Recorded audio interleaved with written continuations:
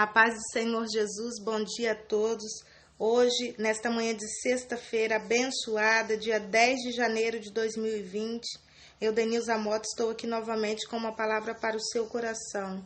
Que o seu coração seja uma terra fértil para esta palavra e que o Senhor continue falando com você. A palavra de hoje encontra-se lá em Marcos, no capítulo 8, versículos do 22 ao 26. E nos diz assim a palavra do Senhor. E chegando a Betsaida, trouxeram-lhe um cego e rogaram-lhe que lhe tocasse. E tomando o cego pela mão, levou-o para fora da aldeia. E cuspindo-lhe nos olhos e impondo-lhe as mãos, perguntou-lhe se via alguma coisa. E levantando ele os olhos, disse: Vejo os homens, pois os vejo como árvores que andam. Depois tornou a pôr-lhe as mãos nos olhos, e ele, olhando firmemente, ficou restabelecido, e já via ao longe e distintamente a todos, e mandou-o para a sua casa, dizendo: Não entres na aldeia. O Senhor sempre usava essas situações, esses momentos de milagres, para trazer uma lição para aquelas pessoas que estavam ali e nos trazer uma lição também, porque essa palavra nos alcançou. Nos mostrar que o reino de Deus é muito maior do que as coisas que nós conseguimos enxergar, do que as coisas materiais, do que as coisas físicas. Que as coisas do reino de Deus são para aqueles que têm os olhos espirituais bem abertos. E nesta manhã, através desta palavra, o Senhor quer abrir os seus olhos espirituais para que você consiga compreender os propósitos dele em sua vida. E toda vez que eu olho para a palavra do Senhor, toda vez que eu leio um texto, eu costumo dizer que eu sempre me faço perguntas. E quando eu li essa palavra, eu pensei, por que ele precisou tirar aquele moço daquela aldeia? Por que ele precisou trazer aquele moço para fora daquele lugar para que o milagre acontecer?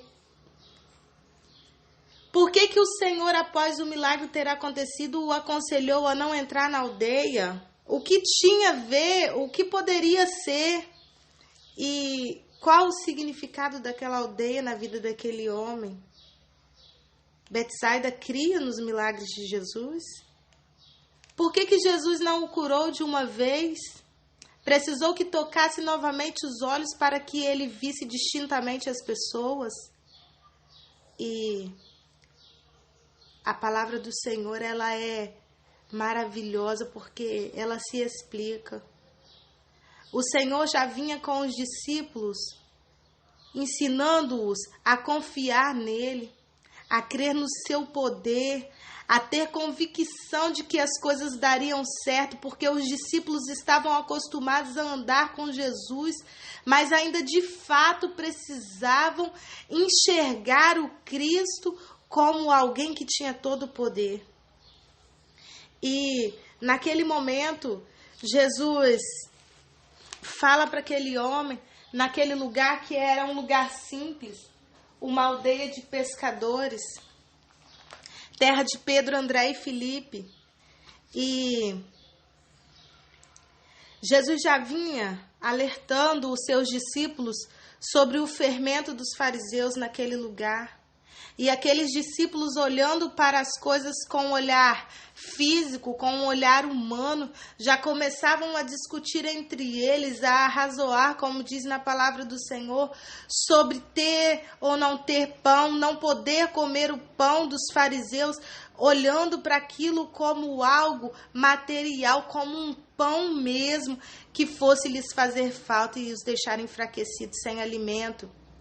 Se eles estavam naquele lugar e eles não podiam comer o pão daquele lugar, como eles iriam fazer, sendo que Cristo tinha acabado de realizar o segundo milagre da multiplicação de pães e peixes, e eles estavam ali com o Senhor, e parece que não haviam presenciado nada de sobrenatural naquele lugar. Tinham medo de que faltasse alguma coisa para eles, sendo que o pão da vida estava ali com eles. E o Senhor ali naquele momento os faz perceber a sua falta de discernimento, a sua falta de compreensão, de entendimento, que o Senhor usava uma linguagem ilustrativa, que o Senhor usava uma linguagem figurada para dizer que eles tomassem cuidado sobre a corrupção moral, a putrefação daquelas pessoas que diziam seguir as leis de Deus, mas que os seus corações estavam distantes do Senhor. Olha só como é quando nós conseguimos compreender o Senhor e entender o significado das coisas que Ele nos fala. Quanta incredulidade no meio dos próprios discípulos do Senhor. Eles contentavam-se em ser testemunhas dos milagres de Jesus, sendo que o Senhor dava a eles também autoridade, sendo que o Senhor também ensinava para eles que eles também eram participantes do reino de Deus. E naquele momento algo semelhante acontecia com aquele cego. O Senhor agora iria utilizar aquele milagre para demonstrar para os seus discípulos, para aquelas pessoas que estavam ali ao seu redor, como a cegueira atrapalha a vida de alguém. Como é importante conseguir enxergar os detalhes daquilo que Deus tem preparado para nós. E o Senhor o retirou daquele lugar. O Senhor retirou aquele homem daquela aldeia, porque aquele lugar era um lugar de incredulidade. O Senhor ali mostrava como era difícil realizar algo no meio de pessoas que já haviam presenciado coisas extraordinárias da parte de Deus e ainda não haviam compreendido o poder sobrenatural do Senhor na vida de Cristo. Aquele lugar era um lugar de apontamentos, de acusações. Imaginem agora aquele homem vivendo entre os fariseus e sendo acusado de sofrer castigo divino devido à sua condição de cegueira. Imaginem aquele homem passar a sua vida escutando que ele estava naquela situação por conta de pecados, se não dele e dos seus antepassados. Então Jesus vem e tira aquele homem para viver uma novidade.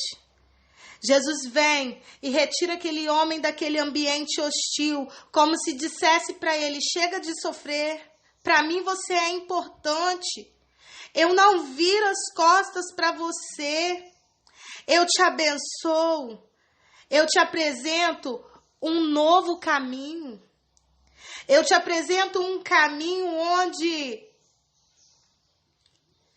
eu te abraço, onde o Pai te chama. E nesta manhã o Senhor também te chama para viver uma vida de novidade.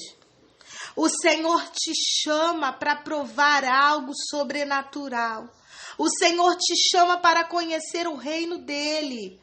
O Senhor te chama para entender coisas incompreensíveis ao olhar humano. Aquele homem não podia enxergar com os olhos, mas aquele homem soube reconhecer a voz do Senhor o chamando para viver uma novidade em sua vida. Então que nesta manhã você também consiga compreender a voz do Senhor, te chamando para viver uma novidade em sua vida, para viver coisas extraordinárias, porque a alegria que o Senhor nos dá é eterna, diferente da alegria terrena que é passageira. Aqueles discípulos estavam preocupados com um alimento que perece, mas o Senhor naquela ocasião mostrava para eles que a preocupação deles devia ser com algo eterno, imutável, incorruptível. E então o Senhor toma aquele homem pelas mãos e o Senhor unge os olhos daquele homem com a sua própria saliva. Olha o amor tão grande do Senhor. Tira algo de si mesmo para dar àquele homem, para trazer uma novidade para aquele homem. E ainda o Senhor tem o cuidado de dosar a intensidade da claridade que iria entrar nos olhos daquele homem para que ele se adaptasse após tanto tempo sem ver luz alguma. O Senhor tirou a escuridão da vida daquele homem. E quando aquele homem diz que enxerga as pessoas como se fossem árvores, ou seja, ele enxerga vultos, ele não vê com total clareza, o Senhor está dizendo para aqueles discípulos: olha, vocês andam comigo, mas vocês ainda não me conhecem. Vocês não conseguem me ver com total intensidade. Vocês ainda não compreenderam que, como filho de Deus, todo o poder está em minhas mãos. Eu posso fazer grandes coisas. Que não vai faltar nada para vocês enquanto vocês andarem comigo, enquanto eu for o guia de vocês. Que o pão é o de menos, porque eu sou o pão da vida. Então o Senhor toca novamente naquele homem. O Senhor cura olhos, o Senhor cura a mente, o Senhor cura a alma. O Senhor quer dizer que Ele faz uma mudança na vida da pessoa por completo. Daquele que se decide em deixar o lugar que aprisiona para viver a liberdade no Senhor. E o Senhor trouxe a luz sobre a escuridão da vida daquele moço. O Senhor revelou a ele coisas simples que estavam ocultas. E nesta manhã, deixe que o Senhor se revele a você. Permita que o Senhor entre em sua vida e faça morada. Porque aqueles que têm a presença do Senhor não sentem falta de coisa alguma.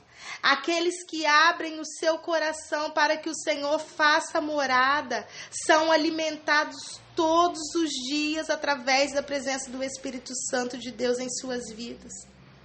E é dessa presença maravilhosa que eu te falo nesta manhã. Viva a novidade do Senhor. Mas aquele moço aceitou sair daquele lugar de aprisionamento para viver a novidade do Senhor. Fique com essas palavras nesta manhã e seja abençoado em nome de Jesus. Amém.